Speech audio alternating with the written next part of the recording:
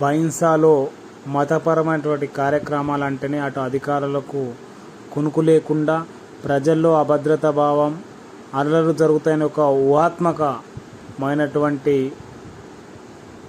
సంఘటన నుంచి బయటపడడానికి ఈసారి పెండెబ్నాథ్ గారి ఆధ్వర్యంలో ఏర్పడినటువంటి వినాయక ఉత్సవ కమిటీ బైన్సాలో శాంతి భద్రత సుఖ సంతోషాలు ప్రశాంతంగా సుస్థిరంగా జరుపుతామని చెప్పేసి నమ్మకం నిలపడంలో తమ వంతు విజయవంతంగా కృషి చేయడం జరిగింది.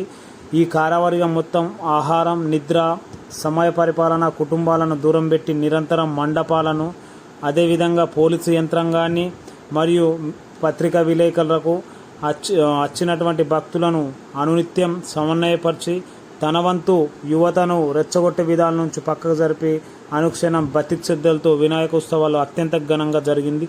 బైన్సాకు ఇటువంటి నాయకత్వం ఇప్పుడు అత్యంత అవసరం.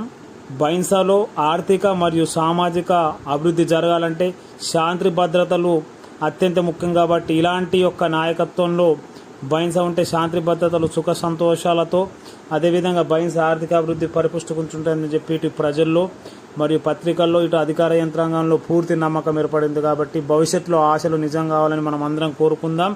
అదేవిధంగా బైన్సాలో శాంతి భద్రత సుఖ సంతోషాలు నిర్వహించడం పెండెబ్ కాశీనాథ్ మరియు అతని అనుచర కార్యవర్గాన్ని తులదత్తు కపిల్ గారు యనపోతుల మల్లేష్ గాలి రవి తదితరులందరూ కూడా ఈ కార్యక్రమం విజయవంతం చేయడంలో తన వంతు పాత్ర కృషి చేయడం జరిగింది. ప్రతి ఒక్కరూ గ్రామాలలో ఈ పేరు మారబోగుతుంది. కాబట్టి భవిష్యత్తులో ఇలాంటి ఎన్ని కార్యక్రమాలు జరిగినా విజయవంతంగా చేయాలని చెప్పేసి మనస్ఫూర్తిగా భగవంతుడు శక్తినివ్వాలని కోరుకుంటున్నాం.